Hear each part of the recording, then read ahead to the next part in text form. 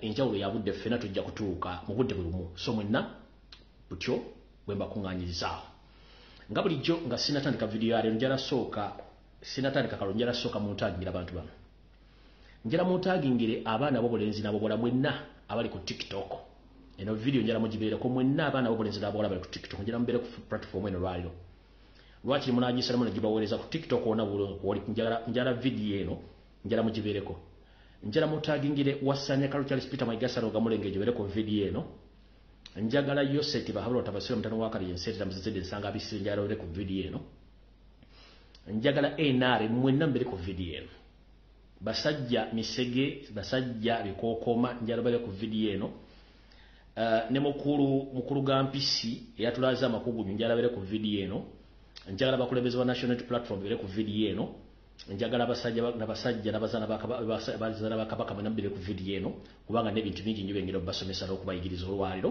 nga bulijjo tulyoka tugende mu maaso alright ndowooza nga bulijjo njala tandika n'akalowoozo ka leero akalowoozo ka leero kagenda kuyita mu bwangu ate ffenna katukwatako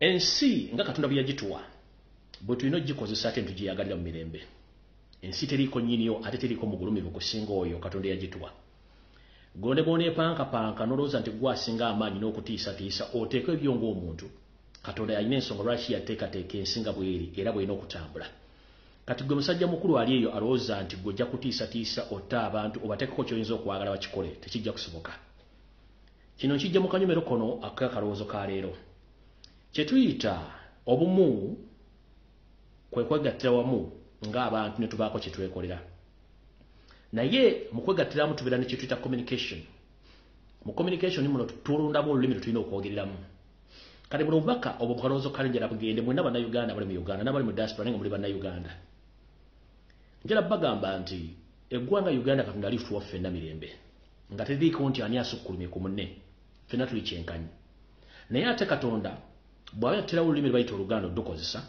ekyo nakyo kirabo kyava wa Katonda Oluganda lukozesebwa okuva mu Uganda ne luyingira n'amawanga amalala geetoolodde East Africa era ne mu diaspora mu community esinga obungi bannayuganda boogera Luganda naye si buli ayogera Oluganda anti Muganda nedda olw'ensonga tuli lulimi oluli common mu Uganda olukozesebwa y'ensonga lwaki tulwogera kati njagala bannayuganda abali ku social media twawulewo ekitakambaga wakati w'eppera n'entula omuntu yenna okozesa olulimi Oluganda tewali musango guba gukuvunaanidde oli wa ddembe naye ate bw'okozesa Oluganda okuvvoola bannyini lulimi Abaganda then awo ke bayita akamanyiiro akakwasamu embwa mu mannyo nkiddamu gwe bw'okozesa Oluganda ate okuvvoola Abaganda ke bayita akamanyiiro akakwasa embwa mu mannyo naye jjukira embwa bw'egikwata mu mannyo ekiddirira egenda kukwavulako engalo ezo okukuwonya kijja kuba kizibu kubanga ojja kuvaona obulwadde bungi nnyo omuli ne rabies kati ngenda kusaba mwenna bannayuganda tukimanyi nti Uganda yaffe era tugyagaliramu tugyekumiramu wamu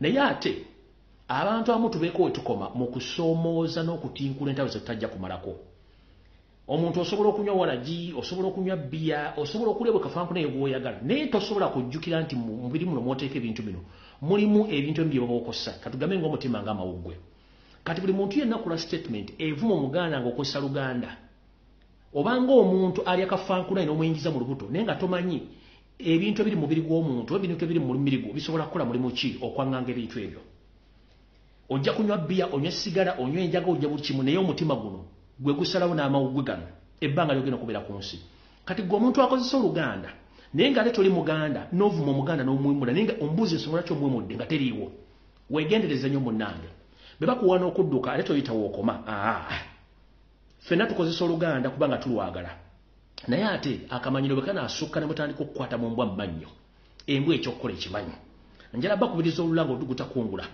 bambi ndowooza obanga oyagala kuvuma Omuganda kiba kirungi nnyo okozesa olulimi lwo lwonnyini lw'omuvumiramu nga tategedde kubanga ajja kuba aga nti gundi yanvumye naye bw'okozesa Oluganda ng'ate Muganda gw'ovuma mu Luganda kiba kitegeeza nti akamanyiro kasose kalina okukoma n'olwekyo ngenda baga mu kalowoozo ka leero tukozese ku mitwe gyaffe tulowoozeeko olw'olumu nti abasajja bano betuvuma balina mugaso ki mu Uganda abasajja bano betuvuma mu lulimi waabwe batulowooleza ki okusirika si busiru ate obutateeka bikola mu nkola tebuba busiru nabwo ebiseera ebisinga tugamba nti weepikiranga nnyo ky'onoomalawo bw'oneepika ennyo ku nsonga zotajja kusobola oyinza okusanga obuzibu bujjako kati mwenna bakozesa olulimi Oluganda ng'ate muvuma Abaganda mbadde mbasa bwe kiba kyetaagisa mwandi bade mukozesa ennimi endala okuvuma Abaganda kubanga omuntu bw'omuvumira mu lulimi lw'ategeera oba omuvudde ate nga tasobola kuvumira mu lulimi lwo kubanga tamanyi ggwanga kimwokola kimwova naye ng'ate Uganda yaffe ffenna kati gwaliyo ng'okozesa olulimi Oluganda ng'ovuma Abaganda naye nga tolina nsonga lwaki obavuma ekyo nno kiba kikyamu era mu kalowoozo kaaliro nga nfundikira mu kalowoozo ngende ku Kigulalogi ngera bategeeza nti buli muntu mu Uganda wa ddembe okukola ky'abayagala kubanga ssemateeka akuwa obuvunaanyizibwa okulondawo ku ky'oyagala okwogera ky'oba oyagala n'okukola buli kimu ky'olira ky'oyagala mu bulamu bwo kasita kiba nga kiri mu mateeka wakati njala kutegeeza bannayuganda basinga obungi ssemateeka wa Uganda atuwa eddembe okusanyuka okulya okutambula obudde bwonna bwe twagala tewaliwo kawairo kagala munnayuganda kusanyuka naye ate munnayuganda bw'osanyuka olina eddembe somehow okusirika oba n'obako ekintu ekikutte ne kikunyiza n'osirika naye ate oli wa ddembe okusanyuka nga bw'oyagala okusinziira ku kuggwe ky'oba olabye kino kivunulwa kitya kivunulwa nti ne mu ssemateeka yennyini akugamba nti oli wa ddembe obutanaaba naye bw'owunyirira oyo akuliraanye ate naye alina eddembe okukola ki okkunaaza ku kifuba kati bakulu mmwe ndabye mukulu gwe bayita Jeno Kayinde Otafiire ng'avuma era agireegerera Abaganda naye mukulu njala kujjukiza ekigambo kimu ekigambo kye bayita celebrating kigambo kinene nnyo era kirimu ebintu bingi tosobola gaana muntu kusanyuka ku kyabalabe nga ye kimunyumidde kubanga eyo alina oda abeera Katonda gwe ng'omuntu sekinomu tolina wadde time egaana muntu kusanyuka let people celebrate if they are willing to celebrate and those who are not interested in celebration they are quiet so those who are willing to celebrate let them celebrate because they know what they are celebrating for plus mukulu Kayinde Otafiire ate bwe munaatula ku bantu mulema ate bapamira bupamizi kubanga mumuyina amaanyi mwine muntu remember ffe tuna tuli banna Uganda tensi tugiyita mu buyisako yajibira tuli mukka bokka so nno tekabadde akalowoozo kalo njalagenda mu Kigulalogi kyaliro ndyoke ŋŋende mutegereko video muwulire namangi nnyo alright kati ntandise Ekigulalogi kyaliro njala kigende eri mwenna abali ku social media nammwe abavuddeyo okuwalampa n'okuvuma buli muntu yenna eyeetaagisa nzize butyo nga mbasomesa ekigambo kye tuyita buzaabuza ofuge n'okubuza amawulire nga mulowooza nti kyakusanga kati olwaliro njagala mwotaagingira abantu bano wammanga njala mwotaagingira famire y'omugenzi eri tumwine liiso moja njala mwotagingire omusajja gwe bayita basajja misubbaawo abasajja mivule basajja bikookoma njala mwotagingire Frank Gashumba njala mwotagingire omukulu ono gwe bayita simanyiyiga kya simanyi kisa kya Yesu njala mwotagingire omuwala gwe bayita Mase abeera ku TikTok okwo njagala musomesa lesson to that kutegere bulungi nnyo ate nga mumala Uganda njala musooke muyige ekintu kimu mbasomeseza ekigambo kye bayita diversion njala mukitegeere diversion kwe kujja ku kintu ky'obadde oliko ne bakuteeka ku kintu ekira nga batadde ekintu ekira kikukyusa obwongo nzize ngobera wiki namba nga noonyereza Museveni agenda kukola ki remember nabagamba nti Museveni asobola okulagira Janet najja bwereere ku social media ne bamurecording nga alina amawulire gayagala okujjawo ekyabalimu okutegeera kati ono omusajja okujja it's not a surprise it's not a surprise ali nabagamba nti kyangu nnyo tuli mu Kigulalogi kitandika butano kyangu nnyo okuzuula omuntu atali wa ggwanga lyo kyangu nnyo okuzuula entegeera y'omuntu n'omanya endowooza yina entegeera nga tekikutwalidde genda ku gogo kubuuza no bano abasajja akabinja k'Abanyarwanda abajja okuwamba eggwanga Uganda balina ekizibu balina cow mentality balina embeera n'obulamu bw'ente mu bwongo bwabwe era kye kibatawaanya bangu nnyo ekisooka basosoze ekyokubiri boogera bubi ekyokusatu bangu bakuzuula nti yaani tu omusajja afaana ng'omukazi mu ndabika ne mu ntambula kuba balina ne hips oyinza omusaamu no ng'alina amakudooza mbwe yeesibye mu pisto mu kiwato kumba ayiikayiika abangu nnyo bakumanya abantu bano basosola abantu bano balina obukuukuulu abantu bano akulagirawo nti ye takwagalirawo ddala ekitali ku mawanga amala gali mu Uganda ye akulagirawo nti takwagala kati kyenjala mutegere nti abantu bano bangu bakuzuula ate bangu bakutegera wajje basibuka ne bwaneetuma amanya simanyi yaani era omutegererawo nti ono ke kabinja k'Abanyarwanda kajja okuwamba eggwanga Uganda kati njala kabasomesa mu diversion yali musiko mutegere bulungi kyo kibayita diversion katugenze maaso munnange lisomo jono Katonda bwe yamututte omujjula amuwumbuza emirembe gye yamututte naye kati kuno okubajjukiza mu Kigulalogi njala basomesa Ekigulalogi kyali mu kitegeere kisookera ddala omwami ne basooka ne bakweka omulambo gwe mujjukire ono omusajja yali bana basajja bali baafadda kubanga ekisooka eritu mwine eriiso lye lyamusooka mu ggulu kati yagenze disangayo eriiso lye eriti munde lyamusooka mu ggulu kati yagenze disangayo so ono yali yagendako ekintu ekisinga obulungi nga kyagenda dda mu ggulu just nga akyali ku nsala emedde nga buno obuzimu bwoti obufuumula enfuufu mu bbanga kati eritu mwine eriiso lyali lyamusookayo dda mu ggulu nga lyagenda dda yeesanze bwesanze nga alina okusanga eriiso liri so n'agenda ekirala omwami ono okuziika mwakulabye nga bwe nabagambye ndoza mwategedde bulungi kyembagamba when you trace their records and their ancestry teziriyo they are nowhere to be seen yesuse kwakwe ekijja yaliko yekka ku kufa kwe tebalanzeeko kojjaawe tebalanzeeko yasikira maama we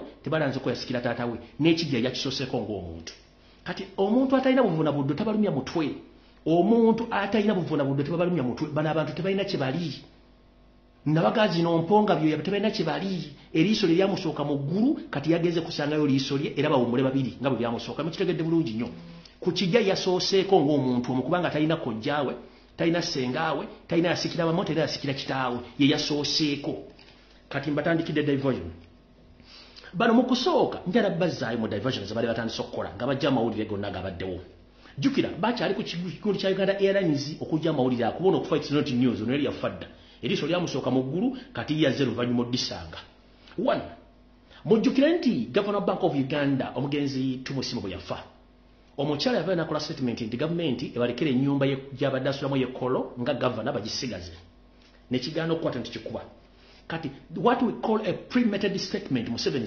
zaatuma abantu bano okukola nakino bakikoze bakimanyi nti mugenda kibuukira omu ku bawala b'omugenzi Tumwine yavudde n'agamba nti basaba President Museveni Yosef Bahuro tabasaba mutano wakala ebiseera ebizezedde nti nno olwokuba nti kitaabwe yafudde ate nga maama wa myaka gigenze Museveni ne gavumenti babagulira ennyonyi maama wa mwana agenda okulambulira ente zalese maama wa mwana alambulira ente taata abaziba yabalekedde kubanga akaddiye ekyo kyabadde premeditated statement nga eri yabadde premeditated statement nga bakozesa provocative statements okuprovoking omuntu nalulira omukazi mukawuli muka Governor Bank of Uganda naye bamusindika akole statement to provoke okukyokooza kati mutabani muwala wa Tumwine bamugambye genda okole statement eyo in a provocative way n'agikola naye teyagenze viral nga badde bakyagala teyagenze viral kubanga badde basuubira nti omwana bw'anayogera statement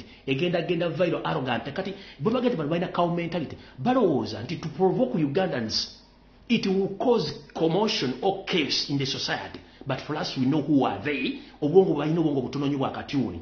Kati omukyala byakoze statement negaana okukwatayo. What went next kyekyazeeko? Ekyazeeko kikino. Twadde tuli awo ne basindika basajja bikookoma. Basajja miwulenge. Ne bamugamba genda okole statement. Kati mujjukire statement zino zengenda obasomera zonna zirimu ekintu eki kyonna kikwatagana. Basajja mivuleje n'agamba nti Abaganda temugenda kufuna kuddamu kulondebwa bantu banyankole era ne Kyagula n'amuteeka mugera kubuuza basajja mivule. Mu bantu abacelebrating ku social media walabemu Kyagulanyi Samuel ng'akoze post celebrating nga nowhere. How dare you wazino teeka Robert Kyagulanyi Ssenta kitegeeza nti gwe tukumanye kisooka oli ku makerenda go ag'eddalo kubanga watoloka emutabiko olina okuddayo. Endozo wali olina okumira ARVs. Recent bakutwala mu ekyankwanzi bakuwakana akabundu akabizi n'okatandika okukakanekaawo n'olowooza nti oli w'amaanyi nnyo. Kati statement y'abasajja mivule eno bwe yazze teyawukanako na ya Franka Gashumba Kasabbuuni.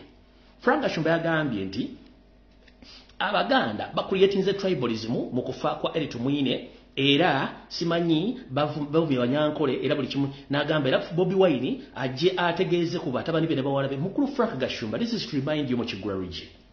Kyagulanyi talina mwana gwazala mu Uganda mu politics. Kyagulanyi alina Solomoni alina Solomoni n'abaana alina abaana basatu by the way. No, in fact basatu bana whatever. Abaana bano Kyagulanyi bazaala abasigadde bonna ku social media tumugoberera bugobezi talinaako omwana talina agenda kukubira simu. Abaana bana ba social media including mitwe erowoleza tuli bana Uganda kati ng'obolooza nti Kyagulanyi agenda kukubira abantu bana bagende balime kusirika ku bulimi buli mu nsi yaabwe omala biseera kubanga statement mwafunye yeemu. Kati this is to remind you nkutegeeze mukulu Frank Gashumba nga sikuvudde sikuvumye statement ya Gashumba, statement ya basajja mivule, statement eyono musajja kamayinze yange mbera labi wano saga sigina kuzanya statement yonna just njala balaga olongera mu describing abwenti statement yono mugira bwe yabadde ono oyo statement yoyo musajja kuba sagala mwogera manyage mugira bulungi statement yoyo gye yakoze oyo statement teyawukanako na ya Frank Gashumba na basajja mivule ono yagambye nti akolimidde Abaganda Kabaka ne Kyagulanyi olwokuba nti basanyukidde nnyo okufa kwa Tumwine era Simanyi Mayiga nakola statement Kabaka tanawandika statement simebi kibi statement zezimu nga zonna banoonya diversion kati omuntu ono kyebamugambye okukola kubanga nabagamba nti bwoba onoonya abasajja bano bangu nnyo bakutegera endowooza nfunda nnyo era mulabya akomye ku social media neyeewana kubanga ye gwe mulimu ogumusasuza one ono P7 dropout okusinza ku history gwenfunye he is a P7 dropout alina obwongo bwa katuni kyekisooka ekyokubiri ye obintu byakola abikola kubanga aliwo for survival kati bwe tuvuddeawo ne tugenda ku mwana muwala ono eyeeyita Masse ayogedde bigambo bingi ne bigenda muleetera obuzibu agambye nti abamuwe Muganda era yejjusa lwaki bamuzala mu Muganda era agenda kutta nnyina ate simanyi baakole ki n'agamba nti era Kyagulanyi muumba tutu sime biki era n'agamba nti ayogedde bigambo bingi nnyo ku Kyagulanyi Robert Center njala kubuuza mukyala Masse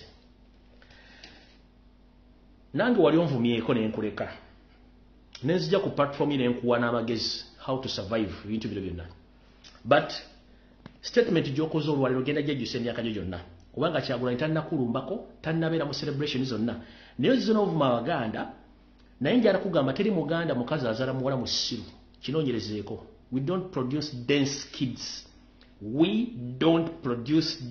kids to that level bw'ogamba nti wazala mukazi Muganda n'Oluganda lw'oyogera teri mukazi Muganda tasobola kuyigiriza mwana Luganda no that is a mistake so I hear to announce that you are state agent kubanga statement z'abantu bonna zikwasaganye n'eno ejja neekwatagana naye nze ngenda kugamba bwenti genda mpola mwana muwala okuvuma Kyagulanyi nga takuliiko nga tanayogera ku kigambo kyonna n'okuvuma Abaganda n'ogamba nti ogenda kutta ne maama wo teri mukazi Muganda azala mwana ng'alowoozanga ggwe by the way njala kugamba ekigambo kimu kubikola by'okola ku social media I'm not surprised kubanga wali okuteeka kasenya toilet n'okasenyisa mannyo in the first place ekyokubiri bw'okoze statement eno Bobby Wine it is a mistake kuba tannakola kintu kyonna n'ovuma Abaganda which is okay bavume but you'll face it laugh very soon nengera kugamba ekigambo kimu teri mukazi Oluganda lw'oyogera teri mukazi azaala mwana n'amuzala nga muki n'atamuyigiza lulimi it is impossible tekisoboka kati gwe olulimi lw'oyogera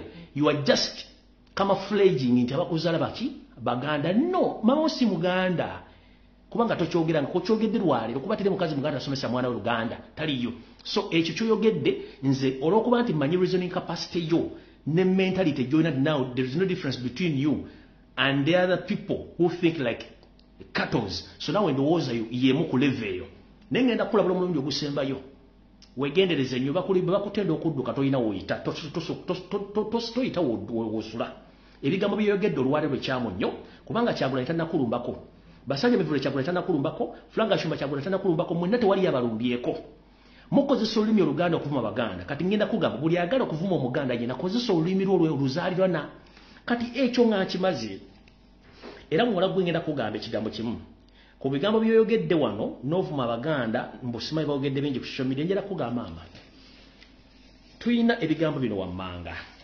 tugamba kyosiga kyokungula toyinza kusiga ssere ate n'okungula amatooke kati wano bagambye ngenda basomesa mu kigulalo njoke nkiggalewo njala kutegeeza mwenna Bannayuganda including General Kaindo Tafire and the other so-called people who have been on social media abusing around Baganda abusing Robert Kyagulanyi Ssentamu.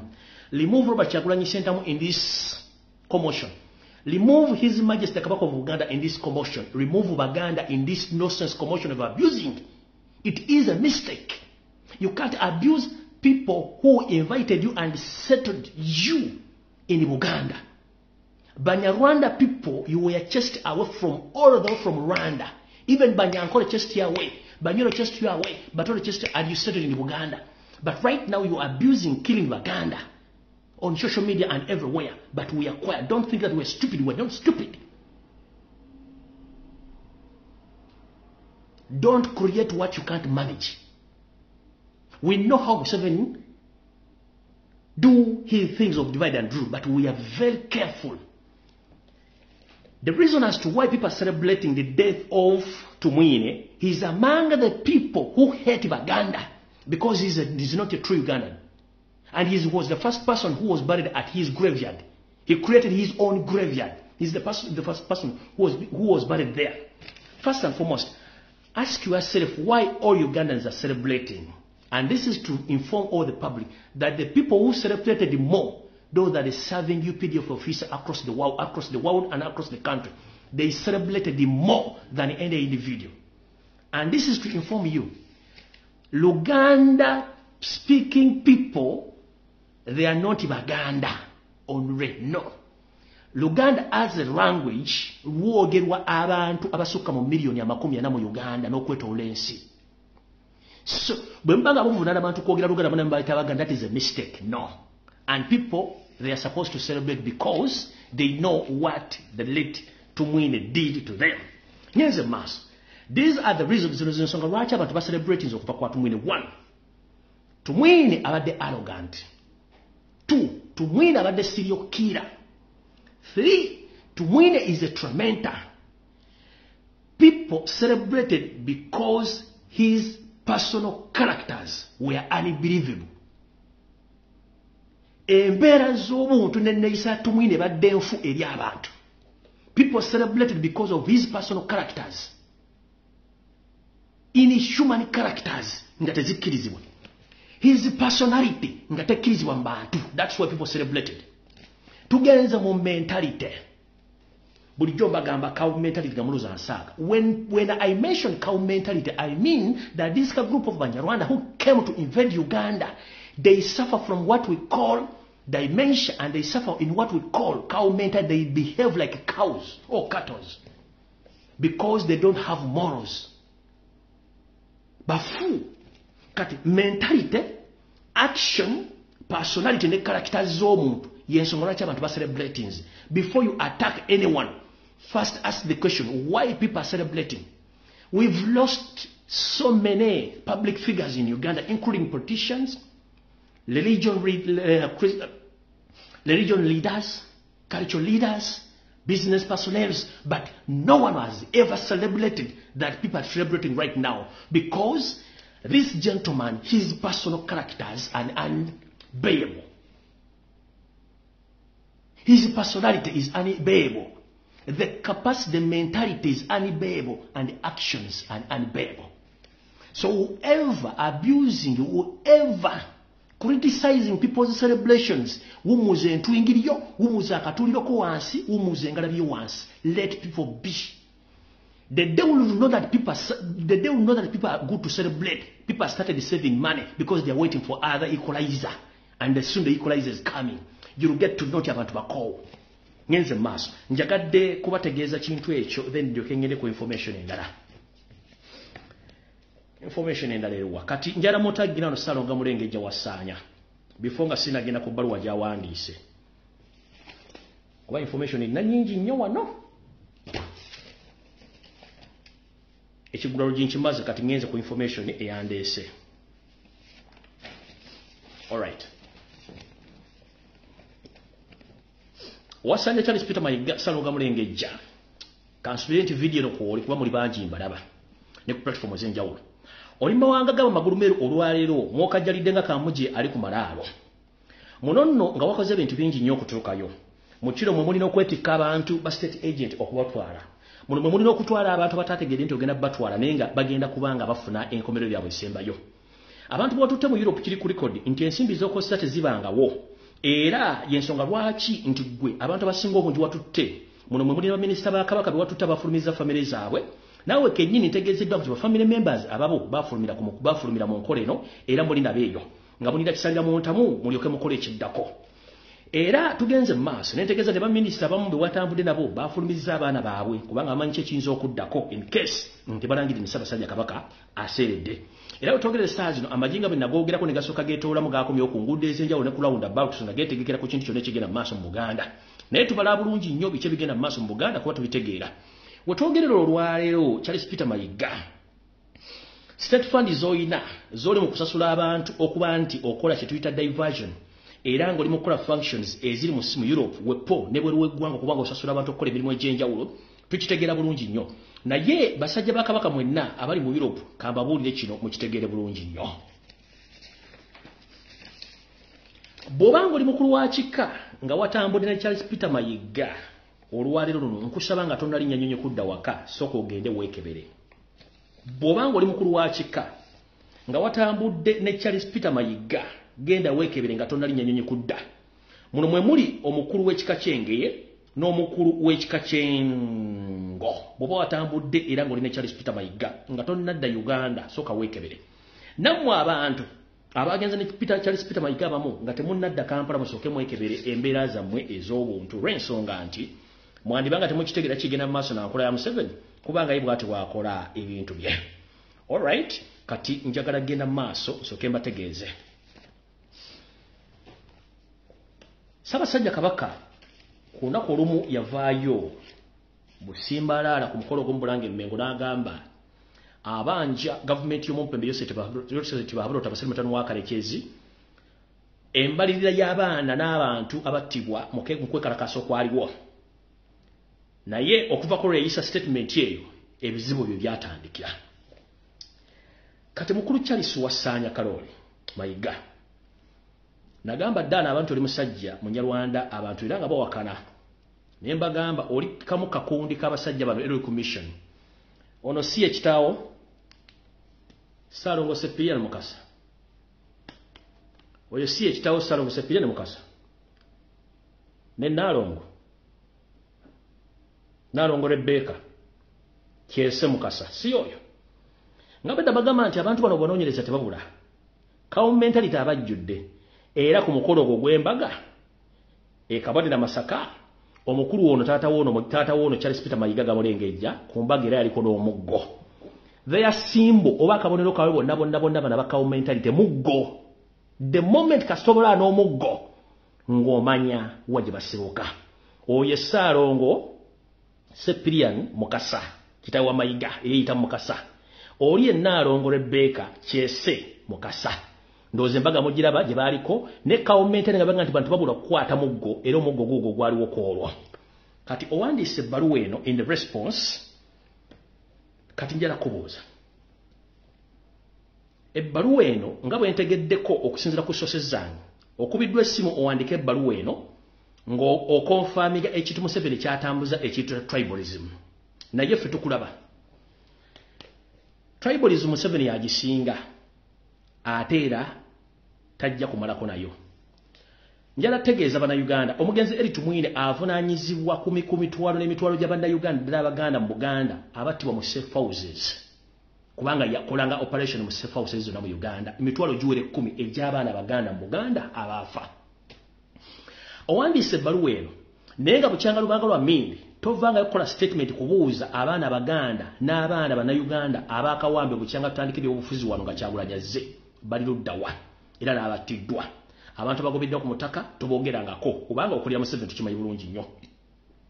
Okubiddwa essimu eno owandika ebbaluwa eno era ogisindika mu mitimbagano egy'enjawulo ng'otaasa Mukama Yoseti Bahabulota Basajja Mutano wa Kalekezi. Ebadde bwete. Our attention has been drawn to the indiscipline exposed by Ugandans after hearing the death of our brother General Eri Tumwine on 25th August 2022. Various videos on different social media platforms, especially on TikTok, have been inciting many people promoting tribalism in disrespecting the current central government officials. Agambibwati nti ebbaluwa nagiwandiise ng'asinziira ku biki ebigenda maaso naddala bannayuganda abali ku mitimbagano egy'enjawulo bakoledde mu video obusoomooza n'okujaganya okufa kwa Erit Mwine okwabanga enaku z'omwezi 25 omwezi ogw'omunaana omwaka 2025 omwaka 2022 ng'okusinziira ku video obugenze ku mitimbagano egy'enjawulo naddala okusingira ddala ku TikTok nga bulaga nti bano abasajja n'abakazi abaliko bagezaako nnyo okusindiikiriza ekigambo kye bayita ekyokumalamu ekitiibwa n'okusindiikiriza obusosoze mu mawanga eri abakulembeze ba gavumenti eya Yosedi babalonda abasira mutano wakale nseera muzizedde mukulu kansubulete kiga kibata tribalism okimanyi kubanga wasomako oli munamateeka ate fun enough mayiga wasoma communication oba kyetuyita mass communication n'osoma amateeka but I fail to understand your reasoning capacity to the extent that you can't differentiate between tribalism and celebration. Nobody has celebrated the death of Erit Mwine basing on tribalism. No. People celebrating according to the characters and actions of General Erit Mwine. So this letter was written basing on orders you got from 7. Stop fooling Ugandans because you know the person whom you're working for. To get the mass. No gamba, the Buganda Kingdom has come out to extend its apology to the family of the fallen General Erit Mwine and to the UPDF family over its people who exposed the war indiscipline due to the general death.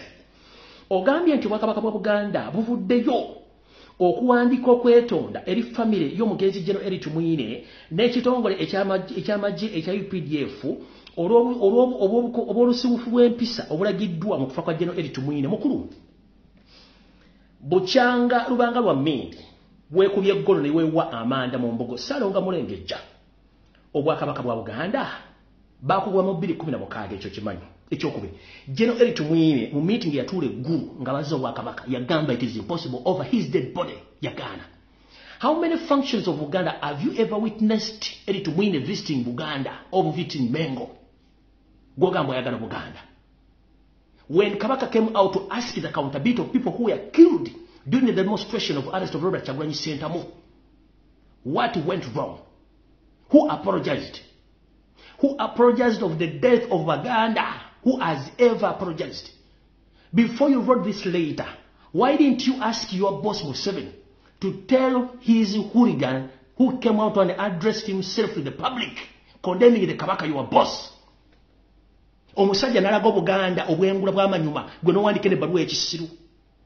Mukama bamukanamira, Kabaka bamuloga. Omusajja n'atulaga amakugulu agataliko wadde lusalosalo n'abiteekamu ne Kabaka omulamba guno n'owandika ebbaluwa ekisiru. Munyarwanda gwe kikyotegeeza munyarwanda gwe. Kikyotegeeza munyarwanda gwe. Omusajja avudde n'akola video nalaga amakugunyu galinga ganvubu tegaliko wadde line n'akonamira Obuganda akonamira mukamawo gwe n'ovuga nti Obuganda bwetonda kuki Obuganda bwakoze kuki Kabaka yavudde n'akola statement ng'ecelebrating kuliko Omumbejji yavudde n'akola statement ng'ecelebrating kuliko Omuganda eyambadde atayabaganda celebrating. Luganda is just a wrong language which used by almost 70% of Ugandans. So how do you write such a letter to the public? Buganda is apologizing. Bombo clad. Buganda is apologizing. How many Banyarwanda of your group have apologized to Baganda? Millions of Baganda were killed in the Royal Triangle. Who has ever come out and apologized to Baganda? Kana kamanyiro kakasuse bannange. Buganda yetonda. Kabaka yakoze statement celebrating. Kuliko omulangira yakola statement celebrating. Kuliko yambadde ata ya Buganda yonna nakola celebration. Oba ino Omuganda patrol gulanga celebrating. Because they are constitutional right to celebrating. Never fool a fool before a fool fools you. Mbwe lawyer and a politician and a journalist. You can't differentiate between tribalism. Negwe. Twakuloza mutegeera ne twakola loosi. Twakola loosi. Kabaka bamukunamidde. Omusajja najja kabina kamulinga ka gundi. Kakanoa. Nakunamira Kabaka namuteeka mu video. Wacho gemu kama okisachi soke kyetondere Kabaka. Huyo. Zena mu describe nze bwenti. Huyo. Nakunamira kabaka bwatyo. Video kyogato nyimanyi tejeri. Video yogato majeri. Nakunamira wakabakawo mukamawo.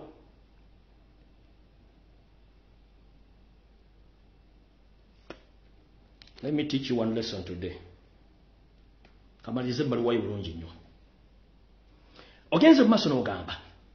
Buganda won't forget the 27 people who started the NRM Gorilla War, where the pillars of the Buganda kingdom got regained its power by 1993 after losing it to Milton Ome Oboto in 1967. Therefore, NRM is a strong backbone to Buganda kingdom. Kati mukuru bulijjo tunoonya kugamba nti okuliraninga abantu beebuuza. NRM is the backbone of Buganda since when?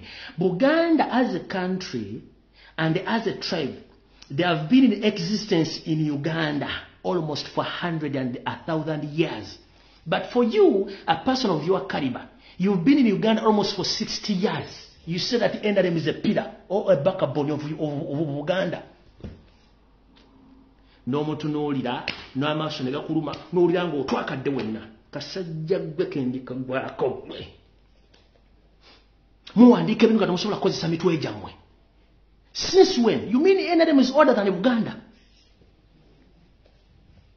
NRM is older than Uganda. Or NRM is older than the Ankole kingdom. NRM is older than the Busoga kingdom.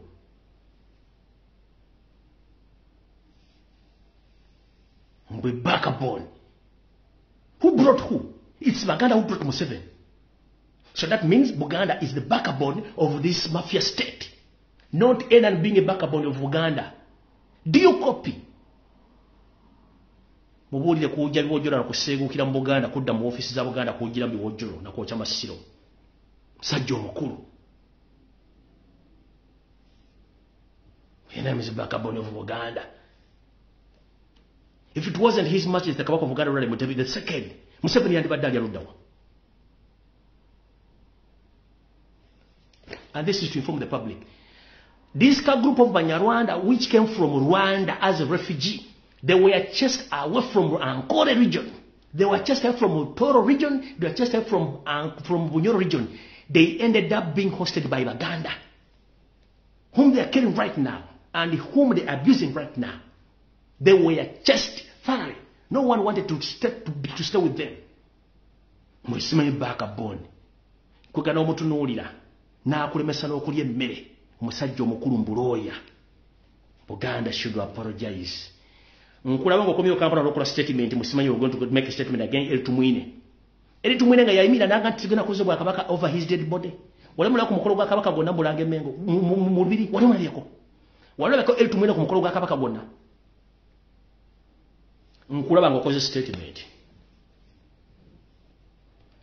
Ogenze mu maaso n'ogamba bw'oti. Not reacting to General Tumwine's death came after the Katikkiro Charles Peter Mayiga was overseas on the official duty.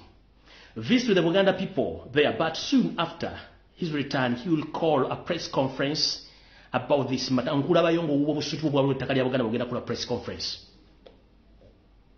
You went on Museveni's mission to silence Baganda about the mission of assassinating Kabaka. We know that. And you went to camouflage that you are loved by Baganda people. No, because we know you. You dare come out and make any statement, we shall engage you physically. You will pay for each and everything. Gwamuyode gwe. Kamala okuyita omwami ono asooka akunnyonnyola okufuna okutegerako obulungi. Mulyoke mutegere lwaki bano abantu batuzannyirako ng'ate bakimanyi bulungi. Njagala abaawulira ekintu kino mukitegere bulungi nnyo, musooke mutegeeze sirwanyisa. One, njagala musooke mutegere waliwo enjawulo wakati w'Omunyankole n'Omunyarwanda. Omunyarwanda gwenjogerako n'anyiiga aba ali mu kabinja kali akabagala okuwamba. Omunyarwanda gwenjogerako n'asanyuka n'amanya ne kyenjogera. Ye Omunyarwanda ayagala Uganda. Kati akabinja kenjogera kabinja ka Museveni akajja okuwamba kali arroganti kubanga alina ogubaziise jjo talina kijja yasosewo ku kijja kye kibinja kyenjogerako. Kati bwe banga basosola Abanyankole nga mumwekwasa Abanyankole kati omwami nesimayiwa kwali uno kwali njagala abanyunyule mutegere then nga sinagenda maaso okubawa information endala kuba njagala abanyunyule mu dakiika 5 oba 6 abanyunyule musooke mutegere lwaki abantu bano balwana nnyo okusigala mu banyankole ate nga si banyankole kubanga nze nnwanyisa ekintu kye bayita omunyalwanda yajja okusaanyayo eggwanga Uganda ne Buganda.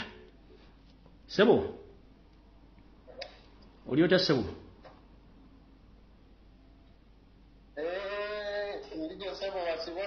Ndi aho mbwenu ogumire Freddy ngumire kati Sebo njagala osooka ombuulire abantu bano basooke bategeere ekitakamba gatuwe pera n'entula abasajja bano waaki beesiba mu banyankole ate nga si banyankole era babuulire nti waaki bubanga banyankole waaki basosola abanyankole mu dakiika 5 bategeeze tugende mu maaso. Okay. Nsaba ozikiriza nsooke namuseeko ku banyakitala banyankole omunyankole abanyabuzaani n'abanyamikago n'abanyani biitu abagizi b'enkyukakyuka ninga shempinduka abanyankole abakiga batoora abakongo abantu mwena ba western Uganda mbwere twaruza hamwe n'abaramusya mu izina lya Ruhanga simu nganziza kumulamwa omukuru Fred Sebo. Yes sir. Onose mtu wakayange bukabuka Uganda igimanyi bulungi. Yes sir. Naye nsaba okutegeeza abantu bonna abatuwuliriza nze ayogera ku ssaawa eno ndi musajja munyankole omunyankole tipiko atari munyankole gwo ow'okujinjajinjirra kandi n'omunyarwanda kandi sino munyankole kandi sino mukiga kandi sino muki ndi omunyankole kazi. Naye kyenjagala okugamba bannayuganda Fred emyaka gyange gye nnina ogimanyi bulungi ndi myaka 5. Ndabye ku gavumenti eziwera almost gavumenti 3. Naye gavumenti kiri gendabyeko nga neetegereza. Museveni for 35 years abadde afuga Uganda with divide and rule. Yes. Abannayuganda abatategeera Museveni ebimu ebisinga okulwanyisa Kyagulanyi Ssentamu Robert leadership of wine ekisooka nti Museveni baali bamasitaringa ekintu kyabwe nti tewali Muganda yenna asobola kuva muntu mu central n'abeera vibrant like the likes of omusajja mukuru Kabanga Semwogerere Dr. Sebana Kizito Alhaji Ayogedde n'abalala Apres Bambi abantu abaali balina omusinzi nga balukkirize nti mu Ugandan politics oba mu byafaayo bya Uganda tewali mukulembeze yali afuze Uganda kino nkiwaako with history abamanyi history abalina ku myaka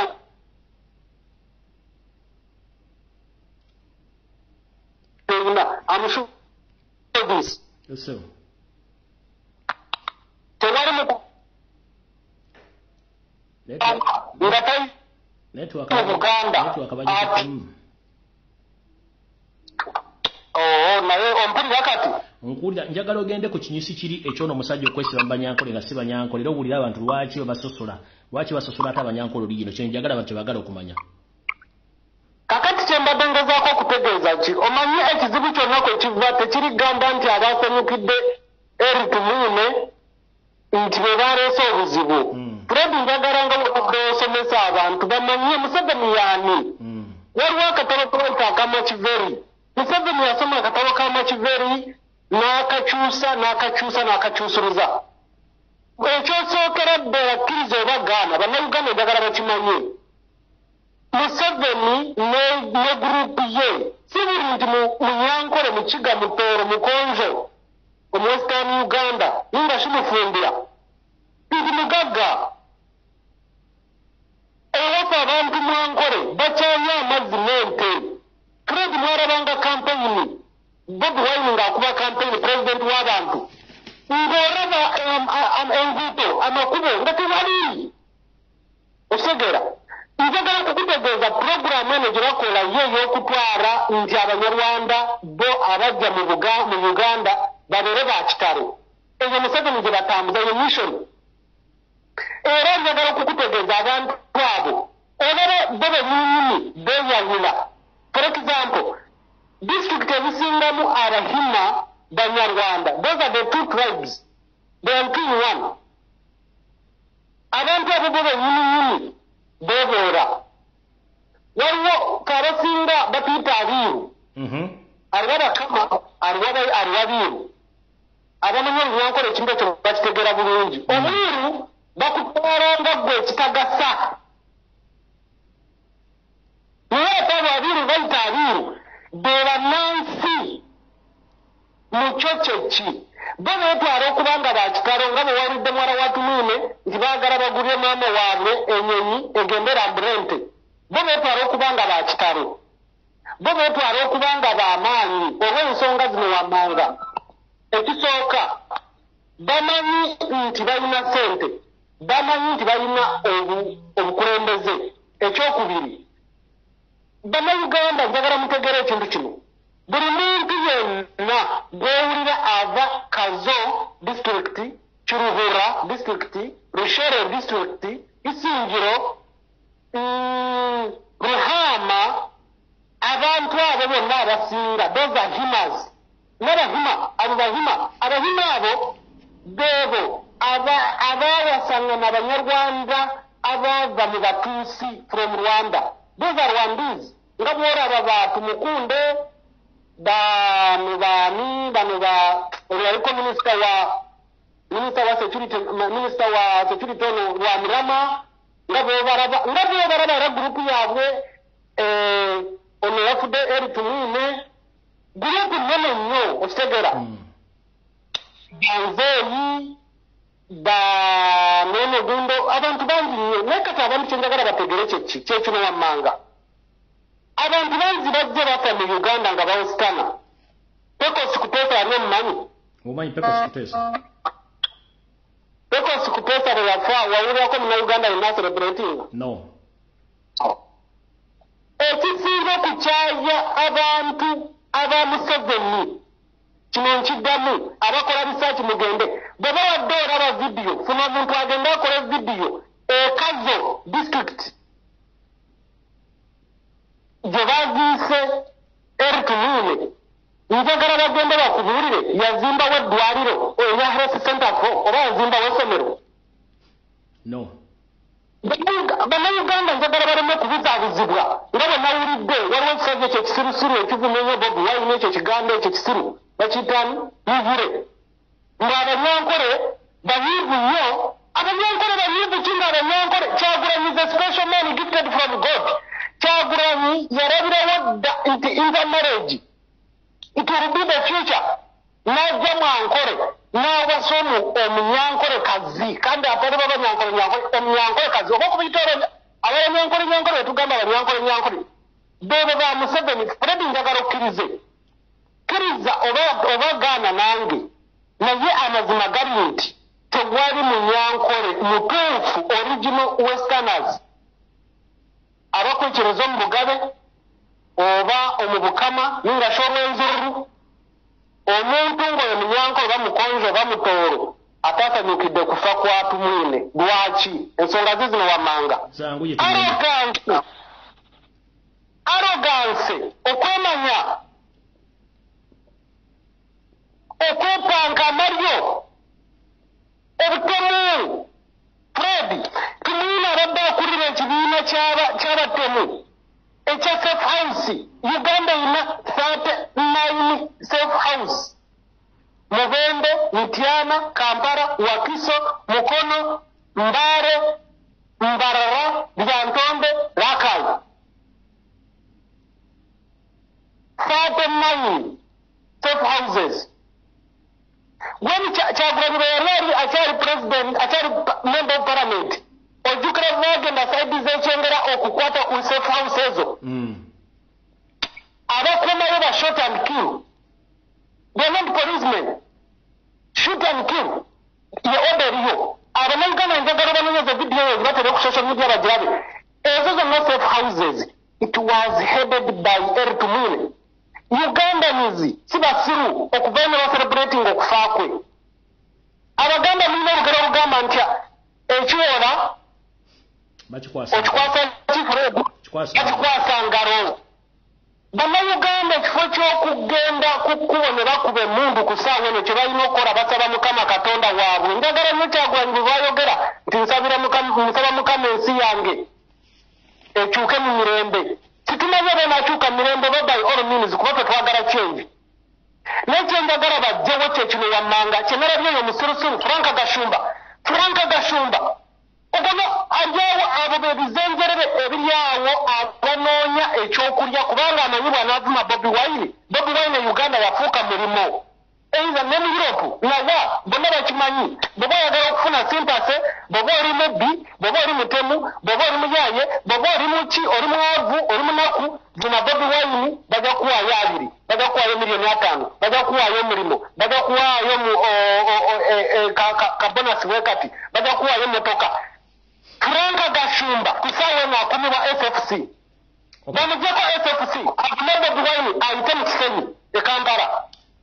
Okay, kati tweyanza nnyo kabulaza kuba budde bugenze ndi kuyita olulala. Mbadde njagala kumalira abantu bano abaze bavuma abantu n'okuvuma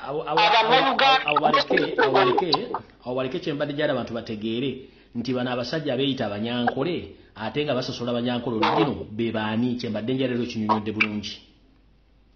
Abo be bahima abeeyita abakama.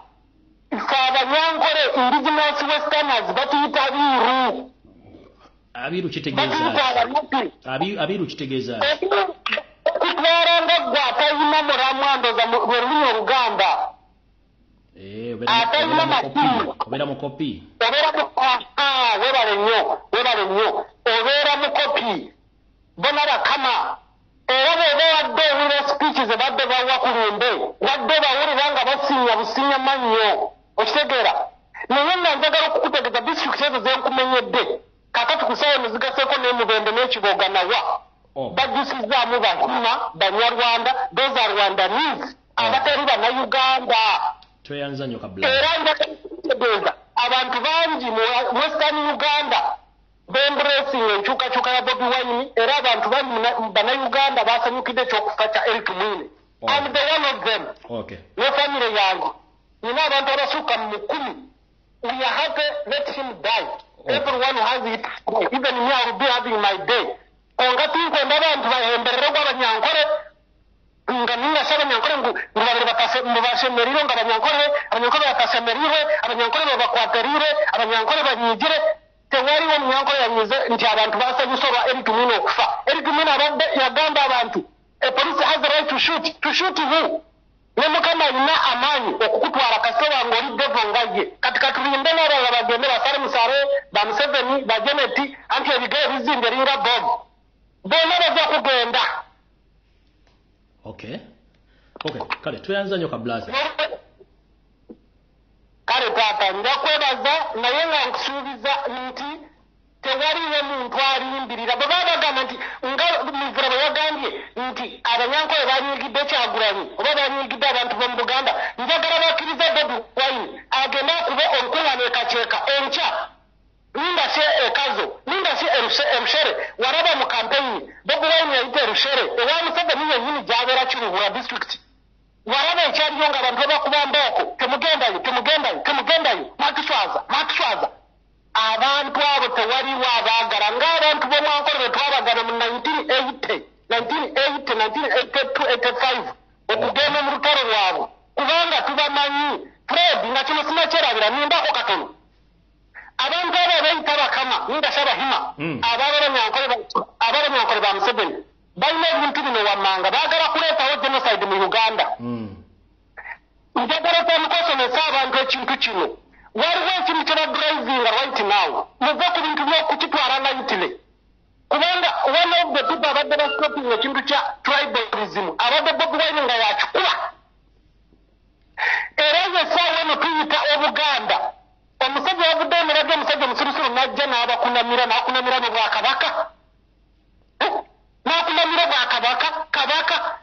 For us Nganze njogera Uganda because I'm proud of Uganda. Baganda, you are welcoming a lot of people.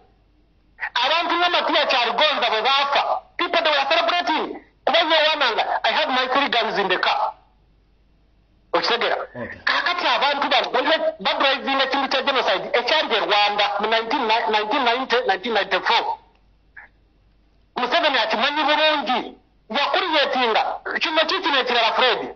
Western Uganda erina million 9 plus ez'abantu. Naye yasinga n'ababaka mu parliament ya Uganda. Can you imagine? Nga Buganda erina close to 15 million people. Naye yasinga n'ababaka abatono mu Uganda mu parliament. Abantu bakosa bwongana bategera kintu ekyo. Bajja kitegera toyanza bategera kintu ekyo. N'olwekyo njagala bannayuganda baveemu ebyokuwoza ng'abantu abanyampi wali omusajja tubakuwoza ekigambo banyampi abo babasajja mivula abo banyampi basirusiru abo Franka Gashumba abo nabo nabiiru ne beekoma abakama yesu baliyo babeesengereza babeeyogerezaako bulungi baagala kufuna kyakulya. N'olwekyo temugeza nze nkwedde ekyokulabirako oba ekyokusaba bwe baba bagamba nti MUP oba ningashi abanyankole baganya Abaganda njagala Bobi Wine bamuganda ekyakola omukuŋŋaana mu kaceeka kati okogimanyi stadium eyambarra akola omukuŋŋaana Abaganda nti nyinayo meeting tewali tiya gaasi tewali amasasi olabe 10 zinajja enkya without even publishing for so long. Abo abasajja baagala kuleeta genocide mu Uganda bannayuganda njagala muzuukuke. Era abantu abali ku nkyukakyuka abalwanira enkyukakyuka yesaawa mugule amaaso kubanga abo abahima ababeeyita bakama abo abanyarwanda ba Museveni bo batyo baatandika genocide mu Rwanda nga balwanyisa Abahutu. Fred, you remember that? I remember that. Nga balwanyisa Abahutu kitwale mu kyetebe indigenous Ugandans. Okitegeera kati Kagame abatuddeko emyaka gigenda mu almost 30 kubanga ye group yemu era baraba group yemu baraba bangu nyo bakomeeri babeera boogeza busirimu parliamentarity. Okitegeera wawulidde omwana ozuukukotya olina okotya ku lumbe lwa taata wo n'ogamba taata afudde twalibadde mu baganda bange musonde sente ne mugula ennyonyi maama agenda alaba ente. Can you imagine? Stupid person like that. Kale kablaza onako lungi kankute muganda wange. Kale mukuru baba nonsonyi wa network ya Uganda no jimanya Fred na kwesenyerezo tsasire onkamene mtaka rugambra magara senyerezo. Ni jimanya mnonga. Webara mnonga konsinye nembabazi bana. Kale sawa. All right. Nsonyi okuseka naye yebibi sekaba. All right. Ndoza mukitegedde bulungi nnyo. Waliwo enjawulo wakati w'abantu abo. Munnayuganda origino gwe bayita omunyankole, gwe bayita omwiru oba gwe bayita omukopi. So we addressing abiru, not Museveni and his family. So nkiddamu, in Uganda as a country we are all unified and we love each and other person. We love each other. That's why for 62 years there is no tribal crashes in Uganda. So there will not be any kind of tribal crashes because Museveni is trying to create tribal crashes between the indigenous Ugandans amongst them, but it will not happen. One, we the Baganda in Uganda, we love all tribes in Uganda. That's why in Uganda you find each and every tribe settled in Uganda without any fight, any crash. So Museveni, whatever you are planning, it will not work out. Just come out publicly and say that we, the group of Banyarwanda, we are against the tribes, all tribes in Uganda. But whatever you are trying to insinuate, saying that Banyankore, no, you are not a Banyankore and you are a group.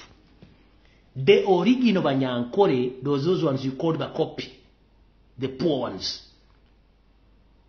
And I'm addressing those poor Banyankore, not you, the foreigner.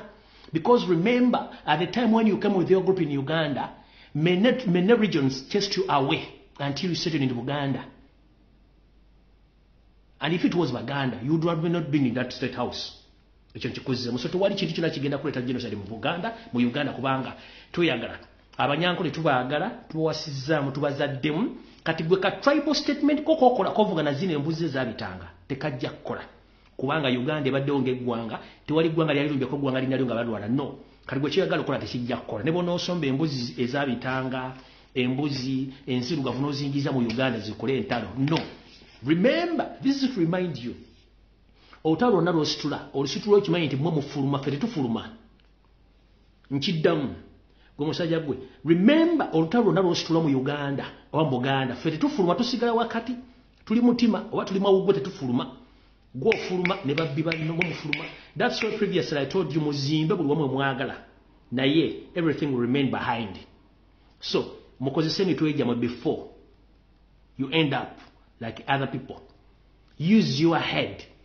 Omuganda tajja fuluma, omunyankole tafuluma Uganda, omuto tafuluma Uganda, omuteso tafuluma Uganda, omunyo tafuluma Uganda, n'omusoga tafuluma Uganda amawanga gasigala mu Uganda. Mmwe olwokuba mulina obubbi, mulina obutemu, mwajja kubba, mumugenda ofuluma nga mbuyita mbuyisi. And this is to remind you. Let me state in English. Museveni, whatever you are insinuating, you are planning a genocide amongst the tribes in Uganda, it is a mistake. Remember, we indigenous Ugandans, we love each other. That's why in record, there is no anywhere in record that there have been any tribal clashes between the indigenous Ugandans. It's not been written anywhere in history. So remember, whatever plan you are creating to bring genocide in Uganda, it won't work out. It's you and your family who are going to run, leaving the country. But we indigenous Ugandans, we are going to stay there because we were born there and we are Ugandans. So whatever you're insinuating, it won't work. We are Ugandans and we love each other. And we won't fight each other. So whoever on social media, moving around, abusing Uganda, using the same language of Uganda, please go slow. And I'm here to addressing the what? The original Banyankore. So those who are camouflaging that they're Banyankore, abusing Uganda, your cards won't work out. Stay where you are and stay awake. Because you don't know what you are playing with. Ngenze maaso. Awuvuddewo.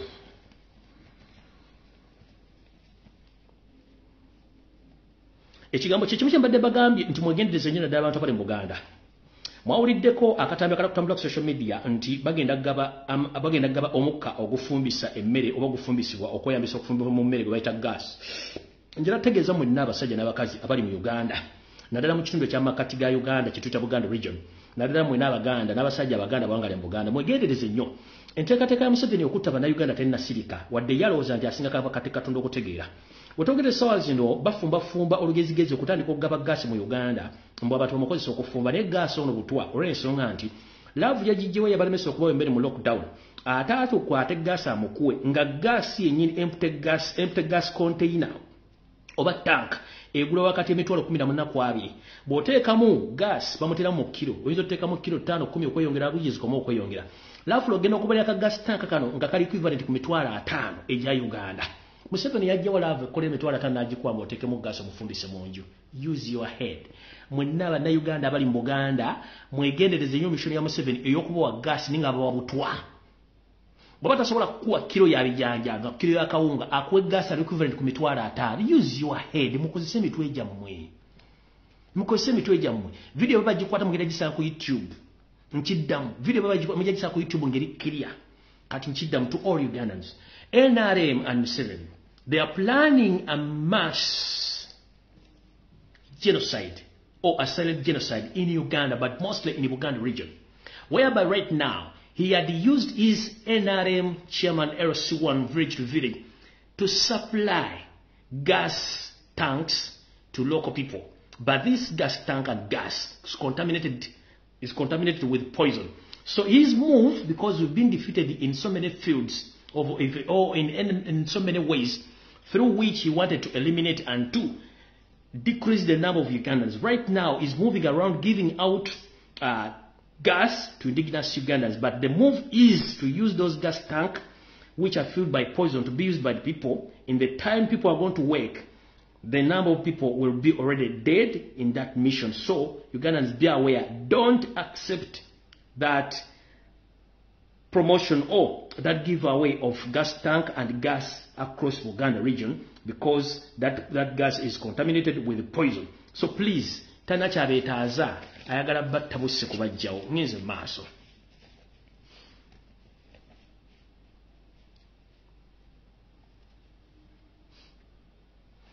Njala tegeza abantu b'Ubungereza mwenna mutegere nti Yoseti Bahalo tabasema mutano wakali sete tamizezedde ngenda kuzo mwezi 10 omwezi ogw'omwenda agenda kujja Ebungereza agenda sinkana ba spy agent be buli kitundu kyonna ayina agenda sinkana n'abayindi n'abantu bangi nnyo mu Bungereza.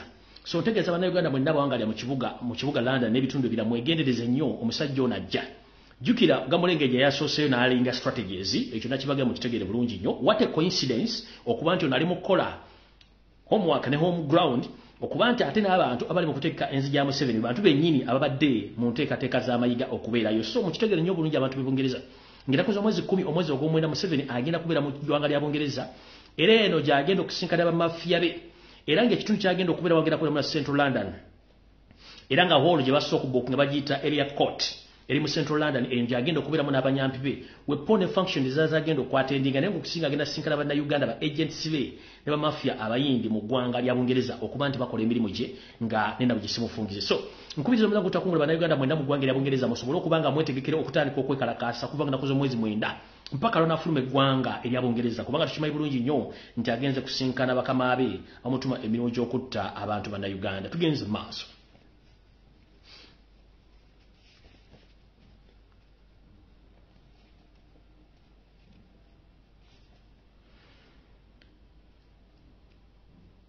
Mwenna bannayuganda abawangala social media temwewuunyanga abakungu abamu Mengo batandise okubagamba nti balwadde oba bali ku ndiri gye bujja katono era temwewuunya nnyo okulanga abakungu abamu Mengo government batandise okwogeza ekirimi eri mukama waabwe n'embeera ye ey'obulwadde.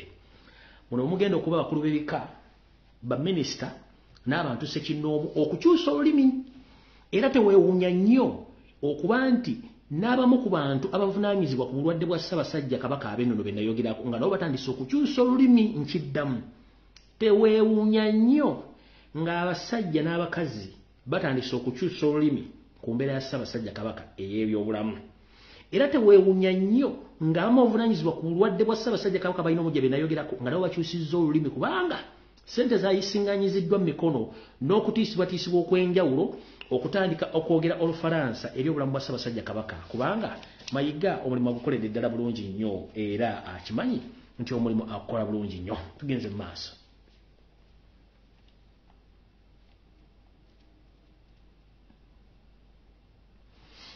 Nga bwe nabagamba gye buvudde katono nti era omumpembe Yose apulaninga okusumulula abasirikale ab'enjawulo naddala bannayuganda bannakabala ayiseewo olukwero olw'okuteekamu abasajja abanyalwanda mu magye. Bwe nakikuba ne bakisinyako awo ne bamala ne bakisirisa olw'ensonga akimanyi nti olw'enkuba information akyolwa budde n'agiwummuzaamu oluvannyuma n'agireeta. Ekisinga okusesa mu kuwummuza abantu bano balowooza nsobola kugoberera mawulire nadde nga bwegoberera bulungi nnyo.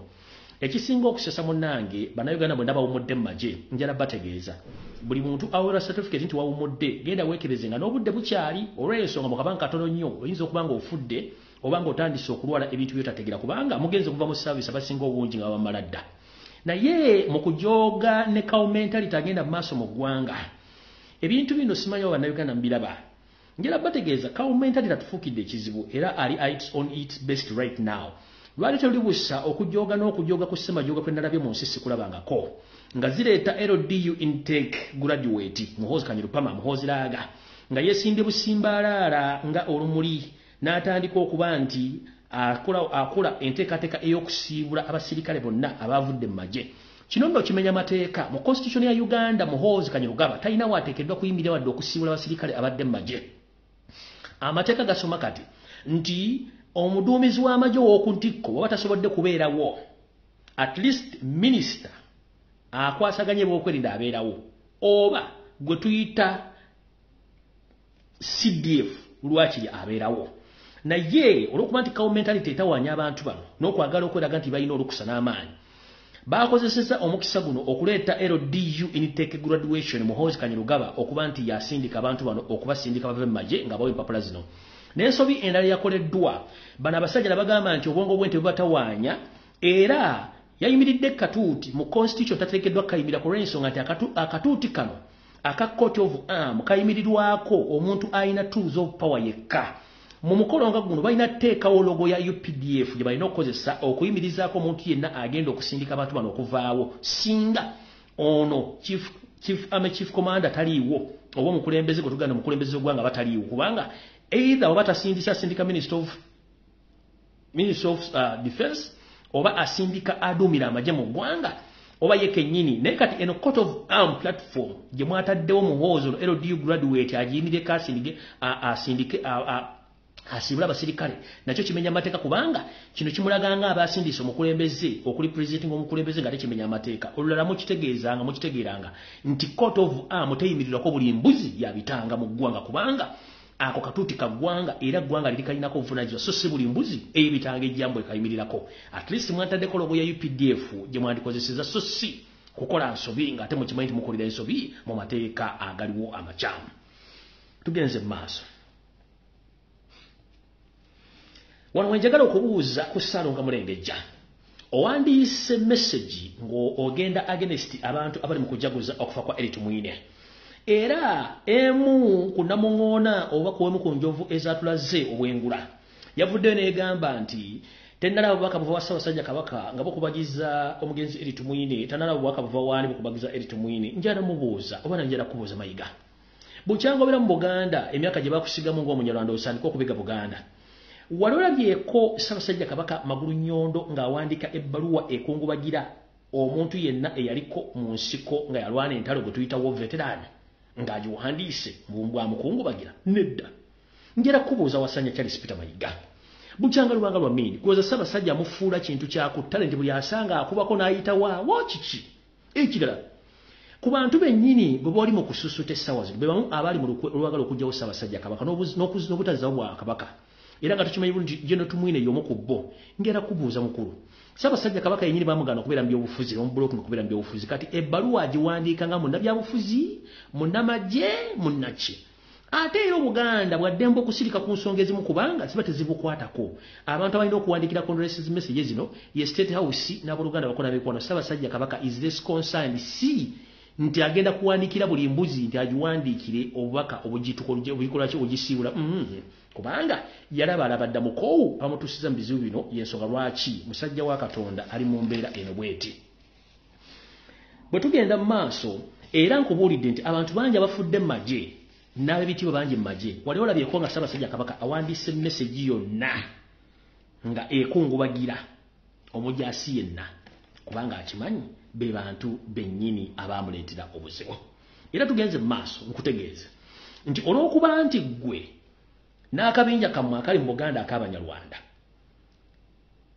baabagoba ewammwe ne mujja mu Buganda ne bakingiriza ne mutuuka mu Buganda buli kimu ne mukikola kati mutandise kwagala batta beddi za Buganda. Naye njala kubuuza sooka weebuuze gwe ebikolwa emukola okutta Abaganda mubasasula okubayamba obbatuuza we muli mulowooza Abaganda tebalina checkbox mwe basobola kuwandiika kusasula kuddibwamu kubasasula mmwe abasasula essaawa zino.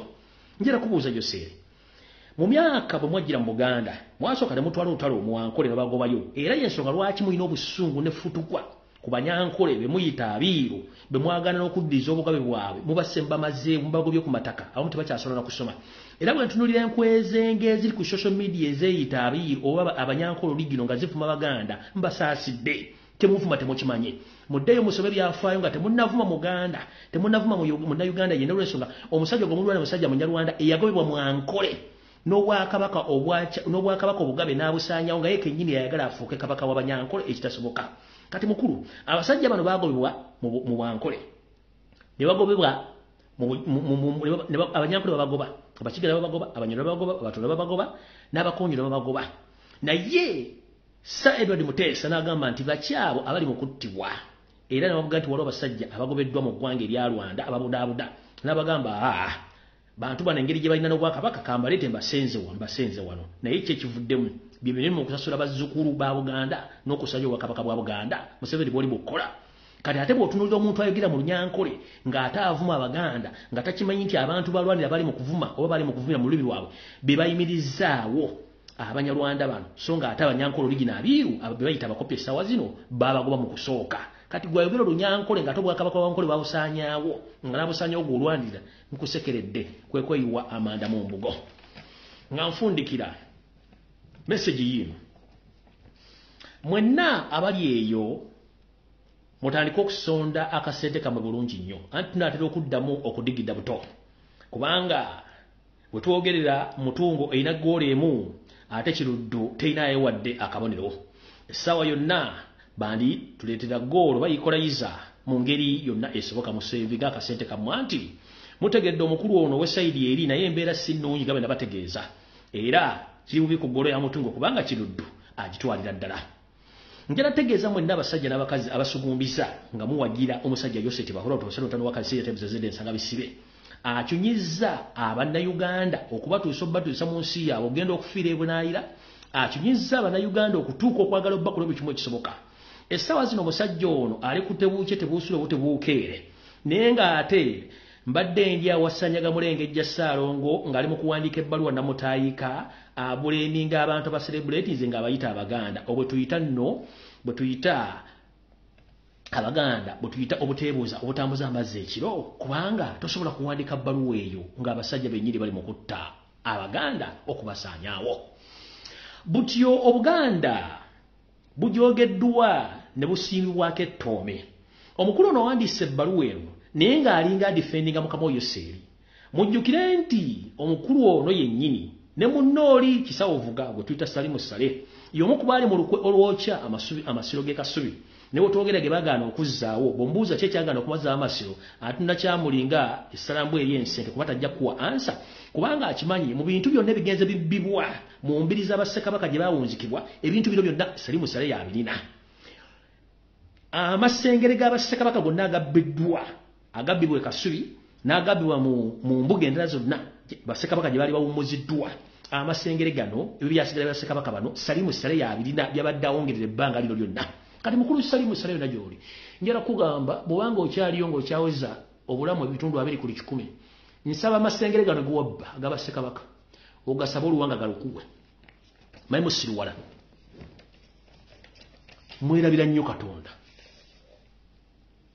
ne mutandika okugenda okutinkuula ebintu by'abantu Buganda lubadde olwazi kati mukulu wabba amasengere mwayo kyamasiro g'e Kasubi ne mubbamu n'amasengere ne mugatwala ne mugenda mu mbuga ne mubbamu amasengere g'abassekabaka ne mugatwala naye lwaki tosaba amasengere gano gewatwala obulamu osokoberewo lwaki Charles Peter Mayiga nga tonna kola press conference gyogambye okukola jjukira Obuganda busaanyiziddwawo gwe kennyini ne mukama oyo Seeri Jeno Salimu Salakanda nako anaatera okuyitibwa omugenzi yali amabega okusenda n'okutwala amataka ga Buganda bwepo n'ebisigala by'abassekabaka ebisinga obungi ng'abiwongera bimuwa obulamu n'obugagga naye katakyasobola ndo bigamba mu ntaasa ewiiki emu oba omuyezi ebiri mbeerewo omwami ono yali emabega w'okusenda abasajja n'abakazi n'abazaana ba Kabaka ku ttaka ly'e Lusanja Yoseeri tibahabulwa omukulu we mwe yakubira essimu ne yeebuzaabuza ng'afukaana bamwe amukubira ajje amubuuze kumbe essimu yali agiye kubiddeyo kennyini n'agaana okujja era y'omu y'ono omwami yali emabega okusenda ekyaki y'omu ndeeba eya Katonda omulamba era naye yeebuzaabuza ng'afukaana aba mbu bintu bino tabiriimu kale butyo wasanya kalo Charles Peter Mayiga mulengejja Ssaalongo nga tonnawandiika bbaluwa nakola press conference abaganda tubaleemu amagezi apology gy'okoze ku lwo gikoze ku lwo ne famire yo n'abalongo obuwazaala mu ofiisi ya Buganda mu Bulange Mmengo ffe ng'abaganda tetugimanyiiko era tubuuza ebibuuzo bingi nnyo ebbaluwa ogiwandiika opromoting Obuganda babusaanyeewo ng'era bwe kikimanyi nti omwami ono tumwine tayogeranga ku nsonga za Bwakabaka tayogeranga Kabaka adde okwetaba ku mukolo guno ogwa Kabaka ogwa Ssaabasajja Kabaka Ronald Muwere Mutebi Emmengo mu Bulange n'okutuuka olwaleero sebe ebbaluwa ogiwandiika ng'ani ebyafaayo bya Buganda bingi nnyo era abaganda ng'abaganda ne bannayuganda baagala Obuganda n'ensi yaabwe okusinga ebintu ebirala byonna ebyafaayo biddiringana ate byogeragana mukulu gy'okoma okuwalampa gy'okoma okulinnya gy'okoma okuwalampa gy'okoma okwolesa obudumaawa bwo Kyetugamba nno omusajja tuyambulidde nti mukulu singa abadde musajja nnyo ng'ayagala tulaga nti oli musajja wandi bate otulaga bwengula wandi bajjojja buzibu ati n'otulaga nga wafaana mu maaso tukakasa nga bw'oli omusajja olulala obanga oddamu okulaga ensi nti oli musajja tutunuze mu maaso bwoti otulaga akali enkoko n'obulimwa bwako tegeera engeri gye wakulamu naye kino kiwatulaze kino ekyegundi ekyenvubu tekina kye kitukolako mukulu eno envubu gye omusajja yenna atulaga bwenyi bwe ne tumanya obwenyi bwe buli butya naye gwe tulaga bino egundizo zino wante tusobola kutegeera ffe twagala omusajja gwe bayita omusajja otulaga akali enkoko tulage n'obulimaawa naye bino tebikola mukulu bino amaze biseera era njala bagamba okutandika n'olwaleero tudde ku mulamwa zino diversions batuvugamu waliwo kye bakeepinga on kye bapressurizing okuteekawo Ssaabasajja Kabaka yonna bategereje buvudde katono obulamu bwe si bulungi nnyo abasajja bano bapulaninga ngera mukiwulidde mu statement yaabwe era bagamba nti kati mwalumiddwa nnyo kubanga no bana abasajja balina provocative language ne actions bakola okutinkula abantu naye ekizibu kibatamanye omanyi tugamba tosiriwazanga musiru ng'omusiru tannakusiriwaza Museveni endowooza yo ne banno abawumba tutu si endowooza y'Abannayuganda. We, the indigenous Ugandans, we don't think the way how you think that we think. No! We think differently and we behave differently. That's why you've tried to provoke Ugandans, but we are watching. We are watching.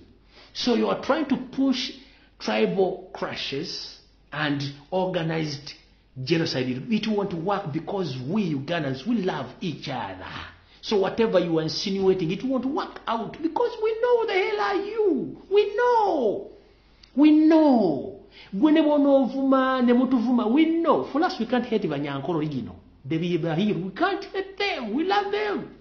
And I was taught by the Banyankore, original Banyankore. I was taught by the original Banyankore. Mr. Buyinza, I don't know whether he's still alive and kicking in Uganda. Madam Turiamu Reva, I don't know who are still alive and kicking at Navagarika Primary School. So I know who are the original Banyankore. They are humble and easy. But you arrogantly, you are trying to insinuate that to bring genocide in Uganda, it won't work out. We love Banyankore, we love each other, we love the Batoro, we love the Bakonjo, we love. That's why everyone settles in Uganda. But what you are planning to do, it won't work out. Use those stupid people to abuse, but for us, we are here watching, mister. We know who the hell are you. For us, we can't work on your pressure. Go and eat your mother something. We are here to stay. Cook whatever you are cooking, but you will end up being cooked. Cook whatever you are cooking, but at the end of the day, we are going to cook you. Hope you understand what I say. Yeah. You used to tell us to go and eat our mother something. You too go and eat your mother something. Whatever you're planning against Ugandans, we are here to stay. You will kill us in numbers, but we are here to stay. The more you keep on pressure on us, the more we get strong and we get to know who the hell are you.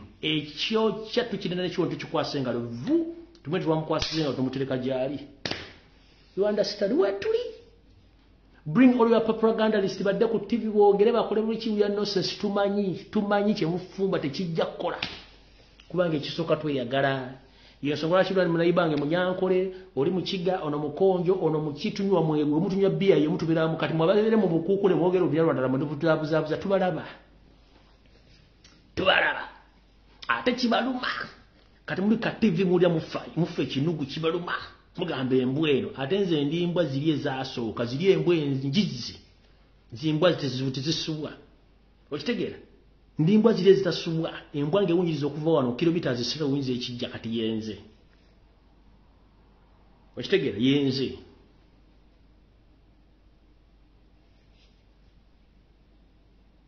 tudore muwambye abantu muwambye bana abawala tebalina kibali tebali muwambye mwana mututte mukozesa musiyaga. And you see people come around abusing the smell. Hello? Tulibakowo. Whatever it means, kija kwapeninga. We romance you slowly. By slowly. We know how to handle such situation. We've been there almost. Our grandies have been there facing such challenges. But good enough for us we can speak. Our grandies faced a lot of challenges because they didn't have any platform to share the information and ideas. But right now, for us, we have the information, we have the ideas, and we have the platform. We shall share the information until we romance you and you will come. I'm telling you. Slowly, slowly we shall romance you. You will come. One of your people is already down. The brother of yours soon, very soon, is going down, and the others. We shall romance you slowly by not using gun or anything. No, we know how. We know. I've told you, I was taught by the Banyankore, Rigino Banyankore to Yamureva and Muhumuza. I'd never get a primary school, the school which you demolished using teachers Peter Maiga, and you are Salim Hos Kanyugaba. So in brief, I don't have a history in education. Sasoma. Kubanga wanasomera mwana mwamenya wakati bikodiza ngera zijja. Ngasomera kunda bagirika muganda kitoke kutumiddeko nnyo international boxer in US kutumiddeko nnyo obi wange.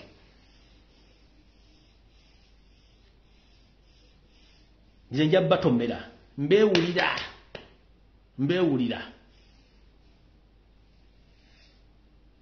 Abasomesa Banyankole Rigino bamanyi ngeri gye beyisamu so si mmwe. Abakwate wansi nosoka nokola te ku ntebe. Bakwa mwayiga ofuna butambala kyokula nti okwata butambala buno obweru jiye kaluda wakandu wanko. Nogira wono kwate bitambala nogira. Live no suleli. No, Abanyankole Rigino they behave and they have table manners. They have public manners. They know each and everything. Lojam public wayamba open shoes tumamanyi behavior sezibula ka mentality temubula. You hold a gun and a stick. It's easy to identify you. So don't waste your time. Leave Ugandans alone. We've suffered a lot. Our grandies suffered, our parents suffered, and we right now we are suffering. So we are here to talk, to prevent and to protect our kids and our grandkids from your nonsense. You've destroyed the nation for 35 years. Your people get sick and being thrown out of the country. What happened to Uganda? You mean we can't build these hospitals in Uganda? The education system is dead. 90% of youth in Uganda are jobless, seeking jobs across the world. Investing money and getting visas, some end up being conned. You are the president. If you know that God doesn't consume pancakes, you would have left that office earlier. Because you are trying to place and to replace your son into that office. But it has failed because our mentality is full. Look within your circle. Look within your circle. All your daughters are dense. Your son, an LDU graduate, dense. You don't have anyone to replace you. Now you are bringing this night dancers, Maisujui, Ruabogo, the night dancer, the butcherman, who is selling human body organs. Who? From where? And I'm telling the public right now, look for Nobert Mao. Look for Nobert Mao. I think Nobert Mao, he went for Windows Update. Yeah, according to my sources, Nobert Mao, he went for Windows Update. So, Simanyi Nayenga, according to my sources, he went out for Windows Update. But remember, I warned him sometimes that when you came near to M7, you end up being slaughtered. And this is to inform the public. Whoever interested in meeting with Satan, you'll end up being like those people. Because when you meet Satan, too, you become a Satan. But end up, Satan doesn't leave evidence behind. He will swallow you. You understand? When you get near close to Satan, you become Satan. But Satan doesn't leave evidence behind. He will kill you.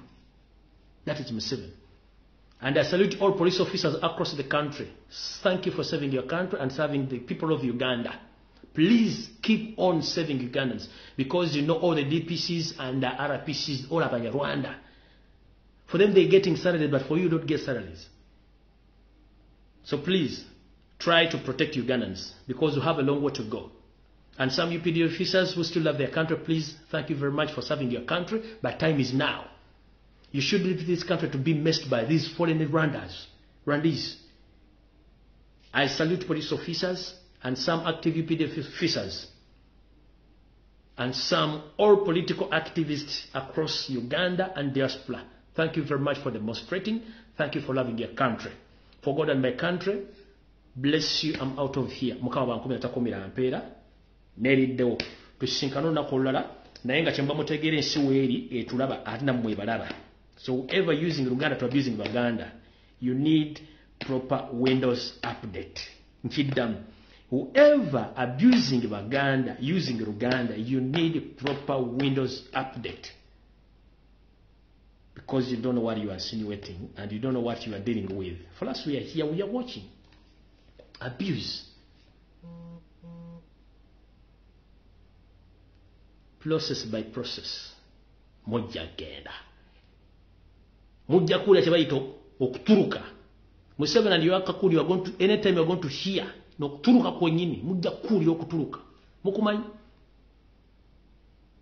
Mukumanyi. Nozo kuulira omuliro nga gukwoca. Maximum respect mwelaba.